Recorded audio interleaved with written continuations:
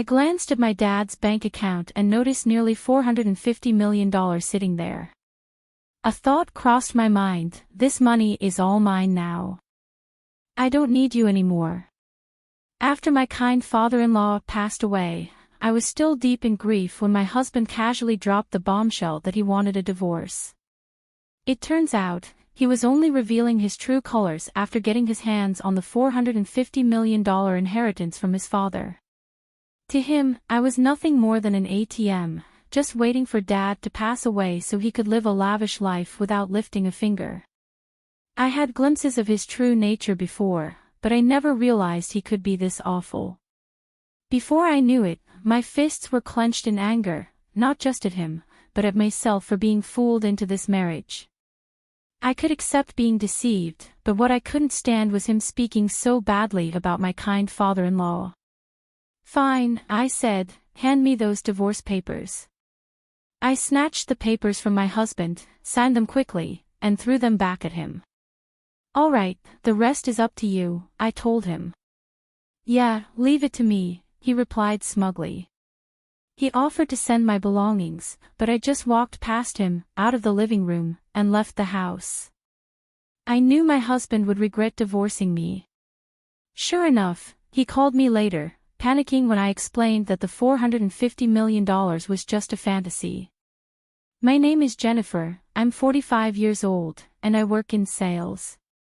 My husband Michael is also 45, and he used to work in sales too, but now stays at home.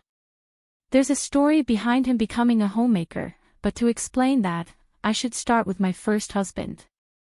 This is my second marriage. My first husband died in a work accident 5 years ago, leaving me a widow. Between life insurance and severance pay, I received about $450,000. Since my first marriage happened later in my 30s, we didn't have any children. I inherited the money along with my ex-in-laws, but they told me, "We're almost 82 years old and don't have much time left, so we don't need it." I couldn't accept that and decided to give the money to my ex-brother-in-law and his wife, who were living with my ex-in-laws. However, they also said, "We don't need much since it was my brother's money, you should use it." So they only took a small portion. In the end, after paying a significant amount in inheritance taxes, most of the money ended up with me. Combined with our savings and the fact that I had a job, I became fairly well off by the age of 41. But even with all that, sitting alone at home and looking at the numbers in my bank account, I felt empty. When I came home from work, no one was there, and no one ever would be. The bed beside me stayed perfectly made, just as it was before I went to sleep. The worst part was when I accidentally made breakfast for two, and as I took a bite of the second piece of toast. I thought to myself, this must be what it feels like to have a hole in your heart.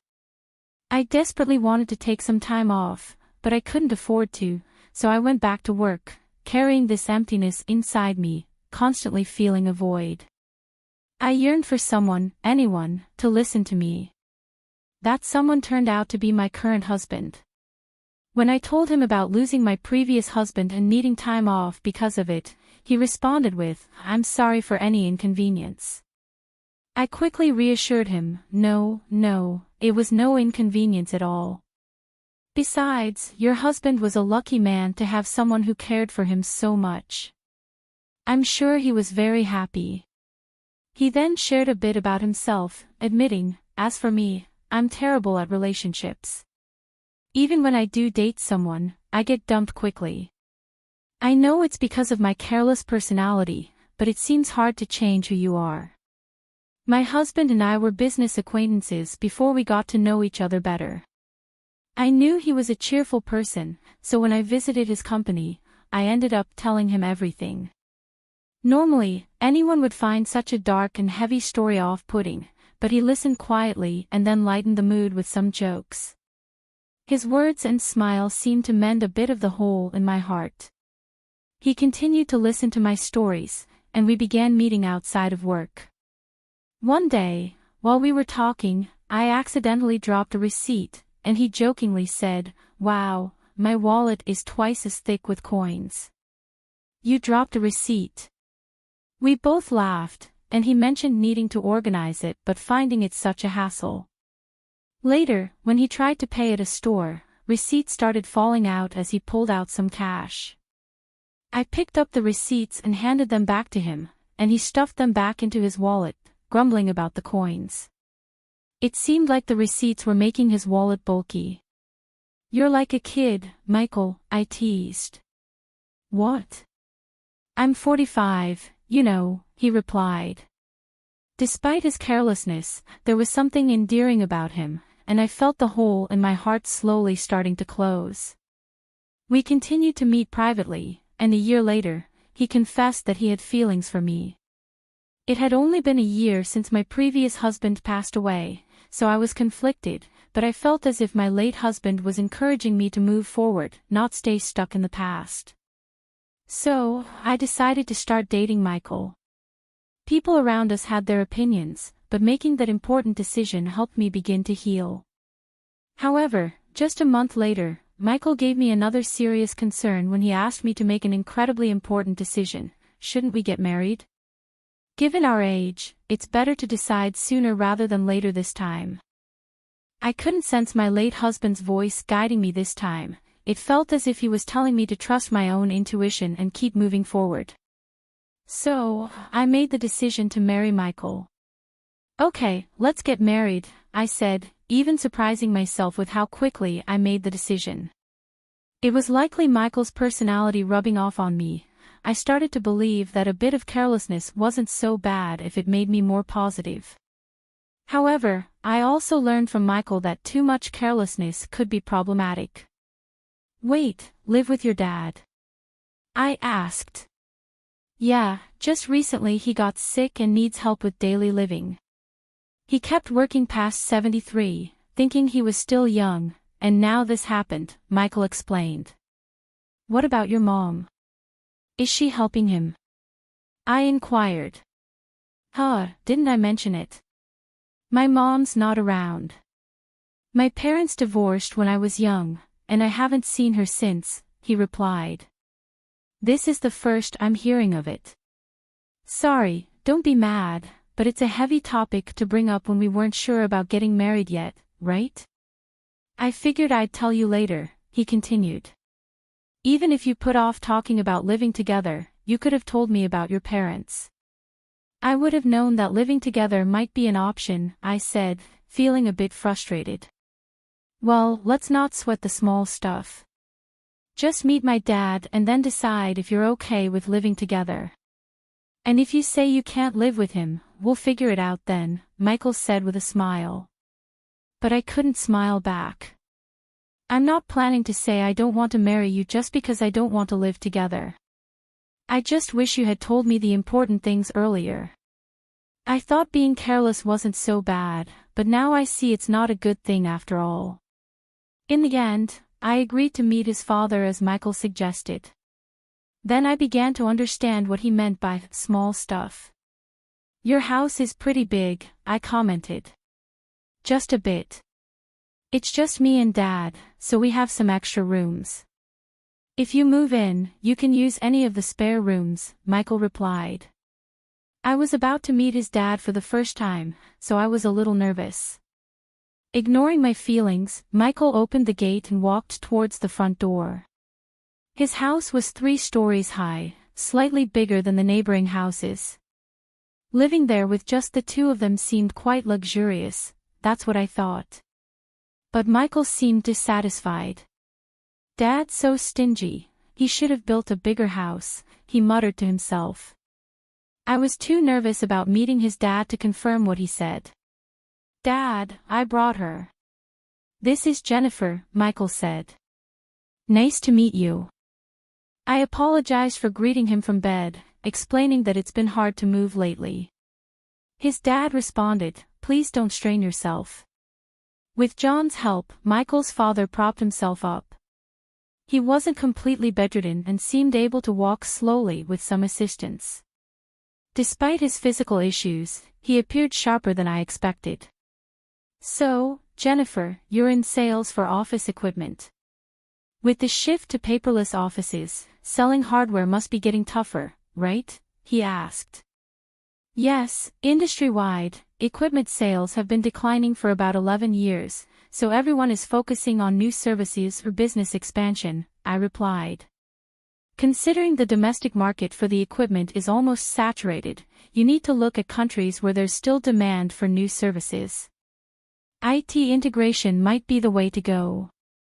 I think there's something called MPS, right? He suggested. I momentarily forgot I was talking to my future father-in-law. The conversation flowed so naturally into work talk that I switched to work mode. His father didn't press too hard on the topic of marriage either, probably being considerate of my feelings. After just a few minutes of talking, I found myself respecting him and began to understand why Michael downplayed the idea of living together. He probably knew I wouldn't object to living with his dad. About 30 minutes into our conversation, his father said, "My back's starting to hurt. Sorry to cut this short, Jennifer, but I need to rest. Please take care of Michael, he's quite the chatterbox."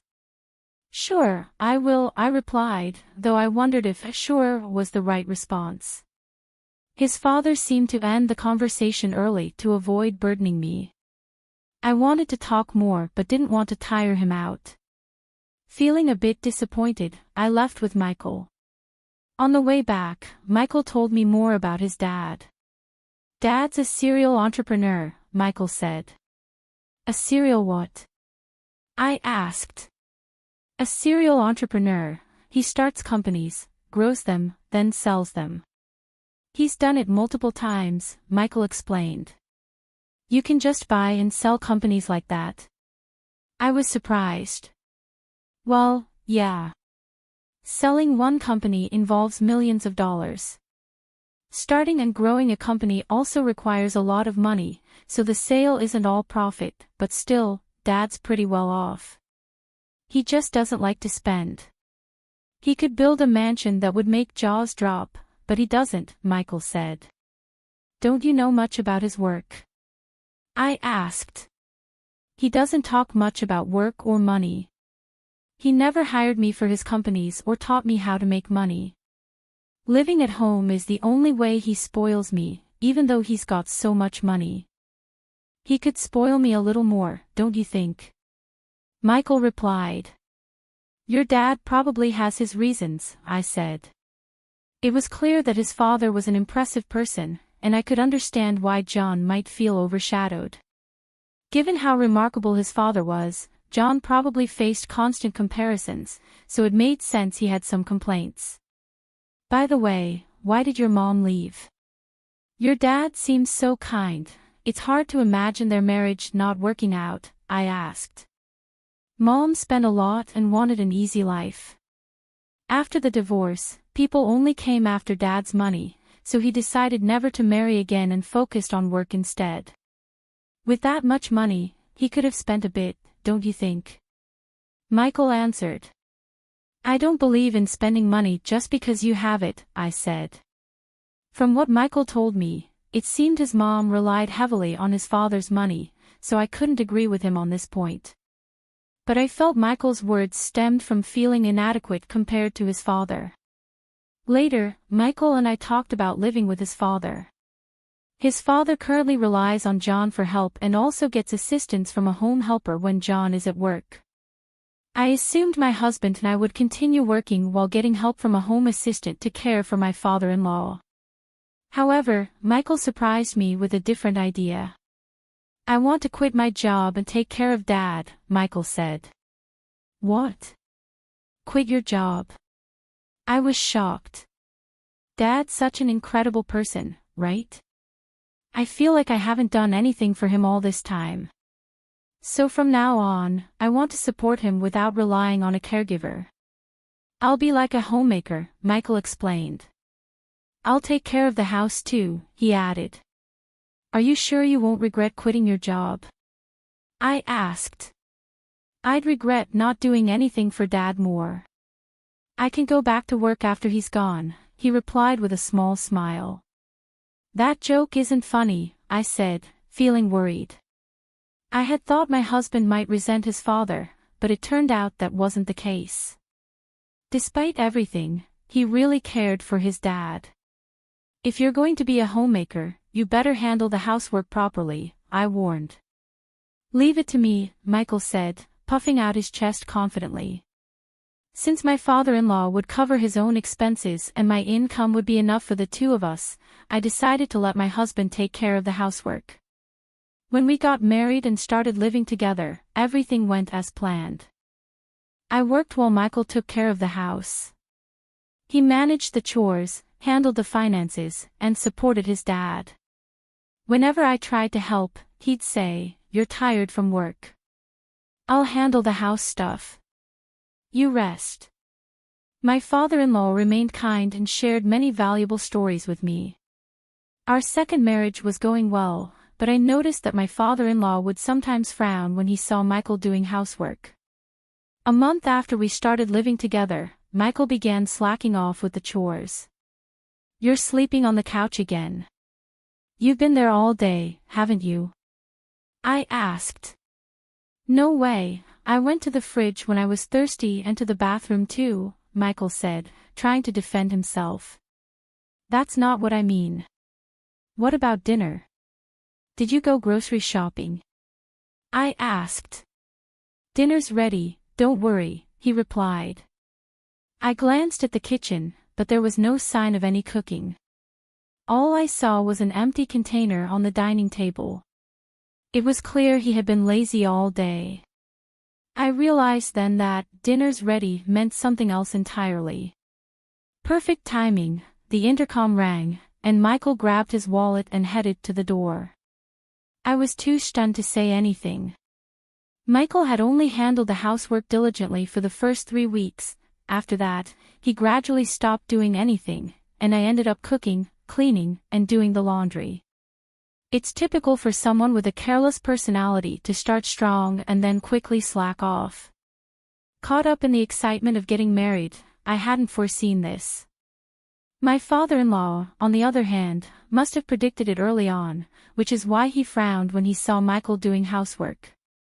As my husband began to shirk his duties, my father-in-law started apologizing to me. "That boy is so careless. I'm really sorry, Jennifer. I hoped he'd become more responsible after getting married, but it seems he's just causing you trouble. If he becomes a burden, feel free to kick him out." "I wouldn't do that, really." "It's okay," I said. "I'm sorry. I've tried to correct him, but he's just, well, you know." "It's okay, but he isn't neglecting to help you, right?" I asked. "No, he does help me, at least a little," I replied, noticing a slight change in my father-in-law's expression. It was clear that Michael wasn't completely ignoring his father, but he also wasn't fully doing his part. Still, my father-in-law was probably downplaying the situation to avoid any conflicts between us. "I'm sorry," I said. "No, Jennifer, you don't need to apologize," my father-in-law replied. With just one word, "sorry," he seemed to understand what I was feeling. We both apologized, and there was a bit of awkwardness between us. To break the tension, my father-in-law quickly changed the subject with a brighter tone. "Oh, I'm doing some end-of-life planning and need your help. I'm not confident in Michael handling it." "End-of-life planning. It's not as negative as it sounds. I just want to avoid any trouble later." "Got it. If there's anything I can do, I'd be happy to help." Talking about Michael made us both cautious, so we ended up avoiding discussions about him and the housework. It was an uncomfortable way of being considerate. There were also thoughtful gestures that made me happy. "Is there anything inconvenient at home?" my father-in-law asked. "Not really, but the bathroom could use some fixing." "I just wanted the water heater checked," I said, but my casual comment turned into something much bigger. "Wait, what's this?" I exclaimed when I saw the changes. My father-in-law had contacted a contractor he knew, and they completely renovated the bathroom. Not only were the tub and shower replaced, but the walls and floors were redone with special coatings to resist grime, and the drain was redesigned to make cleaning easier. They even installed a bath lift to help my father-in-law get in and out easily. Now I can enjoy a nice, clean bath, and it's easier for me to get in and out, he said. It was an extravagant use of money, and this wasn't the first time a small request turned into a huge upgrade. I learned not to ask my father-in-law for small favors lightly, yet my husband still called him stingy. I couldn't understand how Michael could see it that way, given how generously his father spent money. Out of curiosity, I asked my father-in-law about his most extravagant spending. "What's the most luxurious thing you've ever done?" I asked. "I started a seafood company in Germany, built the office and the factory from scratch. That cost a fortune." "A company in Germany? That's impressive, but it was work, right?" "Well, yes and no.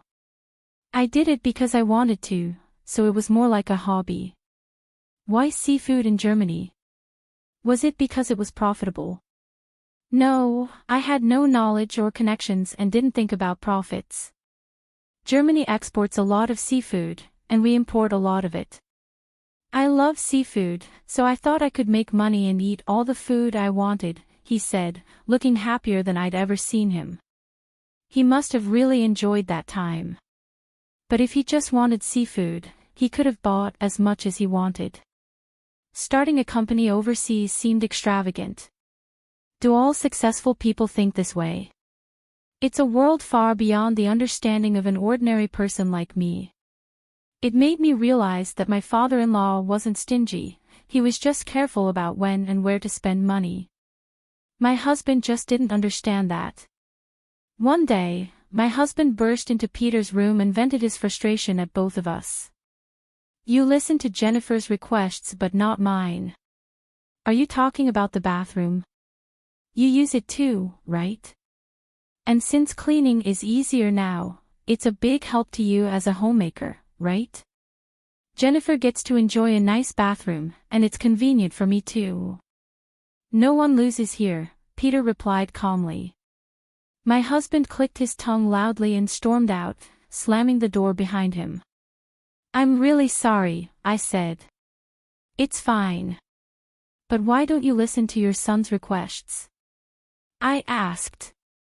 "He's like his mother, when he has money, he spends it without thinking. Even with a lot of money, you need to understand its value and how to use it wisely. I've tried teaching him that many times. But he's still the same," Peter said, his expression turning somber. Since that day, my husband had become even more neglectful. Not only did he stop doing anything around the house, but he also started causing unnecessary trouble. "Whose motorcycle is that outside? Did you buy it? No one else's motorcycle would be here." I yelled at my husband as soon as I got home from work. But he just sat in the living room, polishing an expensive-looking golf club without even looking at me. My husband had stopped doing housework and started buying whatever he wanted. I wouldn't have complained if he was spending his own money, but he was using my bank account without permission. "You get your requests granted by Dad. Let me have a bit of luxury too," he said, trying to justify his actions.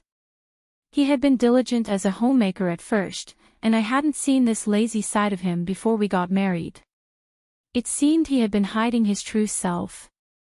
I was completely fooled.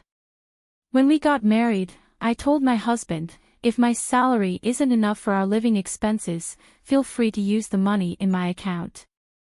But I took back my bankbook so he couldn't use the money without my permission. When I checked it, I saw he had spent around $50,000 in just 3 weeks. It was an expensive lesson that I couldn't trust him. Naturally, I thought about divorcing him, but I didn't want to leave my father-in-law in his care, so I erased divorce from my list of options. My husband seemed to sense that I wouldn't divorce him and became even more arrogant. "Hey, can't you come home earlier? I've been waiting for dinner all this time," he complained, treating the living room sofa like his personal nest and hardly moving from there. Of course, he did no housework at all. What does being a homemaker even mean? I was starting to lose my understanding of it. He had said he didn't want to rely on a home assistant and wanted to be a good son, but he ended up hiring a caregiver again. Honestly, this made me feel better, knowing my father-in-law wasn't left to my lazy husband. I decided to avoid my husband as much as possible, thinking, let sleeping dogs lie. With this mindset, the year flew by quickly. Then, a significant event happened for both me and my husband. Thank you for everything. My father-in-law passed away just before turning 81. The time I spent with him was short but incredibly meaningful to me. It felt like we had spent 11 years together. Even after the funeral, I couldn't pull myself together and felt a deep void in my heart. As I sat in the living room, lost in emptiness, my husband walked in with a cheerful expression. Hey, let's get divorced. What? That single word snapped me out of my daze. He was waving the divorce papers in my face. It wasn't a misunderstanding or a joke. I found Dad's bank account. Guess how much is in it? Nearly $450 million. So, this money is all mine now. You're no longer needed, ATM, my husband sneered. When Dad collapsed a year ago, I didn't want to deal with taking care of him, so I looked for a wife. I figured you'd be an easy catch since you were grieving the loss of your previous husband. I see, so that's why you were in such a hurry to get married, I responded. That's part of it, but then I changed my strategy. You inherited money from your late husband, right? You never talked about it, but I figured his retirement and insurance would be substantial. I took care of Dad while you acted as the ATM until he passed away. It was easier than working. Now that Dad's gone, I'm set for a lavish life with his inheritance. Do you think you can get away with this? I asked, feeling the anger rise. Of course. I'm his son, so it's only natural I inherit his wealth. He worked until he collapsed, and I thought he'd live until 87, but he died sooner than expected, so I'm lucky, he replied smugly. I realized I was clenching my fists. It was my fault for being tricked into marrying him, and I could accept that, but I couldn't forgive him for speaking so badly about my kind father-in-law. I was ready to punch him, not caring about the trouble it might cause later, but then I felt like I heard my father-in-law's voice saying, "Stay calm." There was no need to do anything rash. Are you sure about this? All right, give me the divorce papers, I said. I snatched the papers from my husband, signed them on the spot, and handed them back. Thanks for making this easy. I'll file these tomorrow. You can take all our savings. I've got $450 million, so take as much of that petty cash as you want, he said, clearly gloating. Okay then, yeah, leave it to me. I'll file the papers and send you your stuff if you want, I replied, walking past him and out of the house. As I left, my anger started to fade, and I felt a wave of laughter rising. My husband would soon regret divorcing me. That $450 million was just a pipe dream. A few days later, while staying at a hotel and looking for a new place to live, my ex-husband called. Hey, what the hell did you do? He yelled. I instinctively pulled the phone away from my ear as he started shouting. He seemed confused, so I needed to explain what was happening. I can guess what happened, but why don't you tell me? I asked calmly. When I tried to withdraw money from Dad's account, they said this money can't be withdrawn. What's going on? There should be $450 million in there, he said, his voice full of frustration. Looks like you didn't know. Since your dad didn't spoil you, you never took an interest in his affairs, right? And he never discussed his work with you, I explained. Stop with the riddles. There's money, right? He demanded. Yes, there's $450 million, but it's collateral, so you can't touch it, I replied. Collateral? He asked, his voice shaking. That's right. The money is in the account, but it's untouchable, like a pie in the sky. Also, that money is about to be used to pay off debts, so it'll be gone soon, I explained. You're kidding. There's $450 million, and I can't use any of it. His voice grew quieter as he started to panic. I knew about the $450 million being collateral because I had helped with my father-in-law's end-of-life planning. He had asked me to handle things if anything happened to him. Since he passed away, I was going to use the $450 million to settle his debts. But since my ex suddenly demanded a divorce, I left the paperwork to him, telling him to take care of the rest. What did Dad do with the $450 million? My ex asked. He used it for something he loved, I replied. What does that mean? He asked, confused. At over 72, Dad decided his next job would be his last and used his savings for something he enjoyed, that seafood processing and distribution company in Germany he always talked about. He trusted the management to locals and planned to enjoy his retirement here, but it was a huge failure, and he lost almost everything. When he told me about it, he laughed, saying it was only natural since he did it without any real knowledge. He had no regrets about where he spent his money. To start that company, he borrowed $450 million using his savings as collateral, but it turned into debt. So, he planned to repay it with another job. It seemed impossible, but he didn't think so. Even with the debt, he kept enough money for his retirement. In today's world, where many struggle in retirement, it's impressive. However, while sorting out the Germany company, his health declined. When that happened, he renegotiated his repayment plan with the bank. Given his long history of high-value transactions, they trusted him. He told them, if I can't work anymore, take the collateral. They agreed to a 2-year grace period, after which the debt would be paid off with the collateral if he couldn't work. That year is up, and it's time to settle the debt. So this $450 million is debt repayment money and will soon be zero? My ex asked, his voice filled with shock. Exactly. Didn't you find another bank account? There should be one for living expenses. Yeah, I found one with $80,000 in it. That's money you can use freely. It's your inheritance. $450 million turned into $80,000. Why didn't he prepare more for his retirement? My ex wondered, clearly surprised. I was surprised by the $80,000 too, but knowing him, he probably planned to add more if needed. He seemed capable of anything. And it looks like you haven't checked the will yet. Will? Dad told me he'd leave me about 20%, my ex said. We're divorcing, so you could contest it as infringing on your rightful inheritance, but I'd like to honor his wishes. I hope you'll agree to the 20%, I said, noticing he was breathing heavily.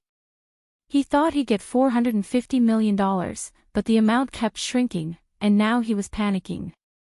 Why did he waste so much money? He could have bought anything with $450 million, my ex yelled, frustrated. Yelling at me won't change anything. He was happiest when he talked about that time, so he had no regrets. It was his money, and he used it. He planned to repay the debt himself, so no one can complain. You just jumped to conclusions and got ahead of yourself, I replied. Why are you so panicked?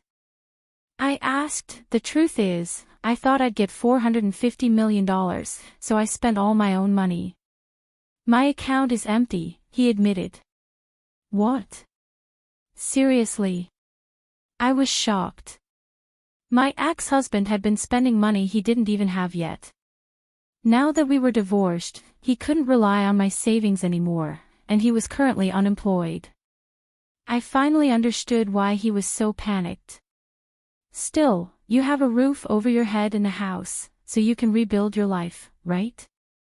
I suggested. I'm almost 54, unemployed, and have only a little savings. What's going to happen to me? Please, help me, he pleaded. Me?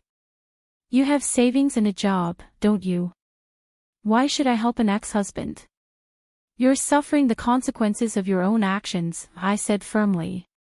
Please, let's pretend the divorce never happened, he begged, but I ignored his pleas and hung up the phone. Having a careless personality is definitely not a good thing. With that thought, I went back to looking at property listings. Surprisingly, my ex-husband did follow through with the will and gave me $40,000 from my father-in-law's inheritance. That made up for the money he had taken from me. He probably thought it was too much trouble to fuss over $40,000 after dealing with the $450 million situation. He also apparently started working in sales again, but he didn't seem to be taking it seriously. The shock of not getting the $450 million affected his motivation, leading to frequent mistakes. After a month of struggling under the scolding of younger supervisors, he saw his paycheck and lost motivation, comparing it to the $450 million he missed out on. He quit after just a month and is now a part-time worker, barely making enough to get by. But with that, his savings of $450,000 won't increase. In fact, it'll probably decrease. I wonder if he's thinking about his retirement. Well, whatever trouble he gets into now is not my concern.